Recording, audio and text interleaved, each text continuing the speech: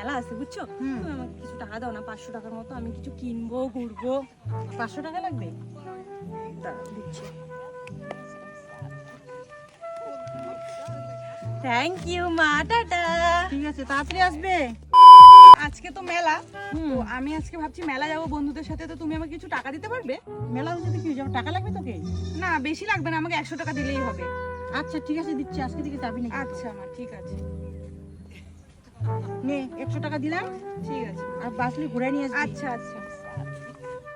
अच्छा মার কাছে চাইলাম 500 টাকা, 500 টাকায় দিলেও ভাবলাম 1-2 হাজার টাকা দেবেই, 500 টাকা দিয়ে কি করবো, কিছু খেলেই তো শেষ। और अभी तो रुको, क्लाइमैक्स अभी बाकी है। মেলা তো যাচ্ছি, কিন্তু মার তো জুতাটা ছিঁড়ে গেছে, আমি এই 100 টাকা দিয়ে মার জন্য জুতা নিয়ে আসবো একটা। যাই, মায়ের জুতোটা দেখলে খুব খুশি হবে, কারণ মার তো জুতোটা ছিঁড়ে গেছে। মা, আমি তোমার জন্য এই জুতাটা আনছি, দেখো তো কেমন হয়েছে।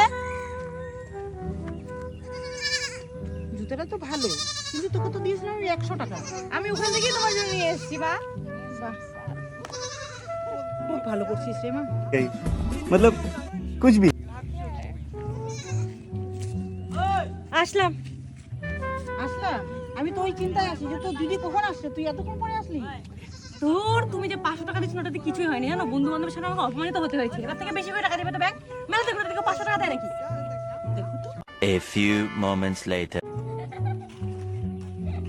পয়সাগুলো তো সব শেষ করে দিলাম, আর একটাই জিনিস আমি ভাবতেছি, সৎ মেয়েটাকে আমি দিলাম 100 টাকা, আমার জন্য নিয়ে আসলো জুতা, কত ভালোবাসে তাহলে আমাকে। আর নিজের মেয়েটাকে 500 টাকা দিলাম, সব শেষ করে দিয়ে আসলো। কি করবো এখন আমি? যাই ঘরে কাজগুলো সারি।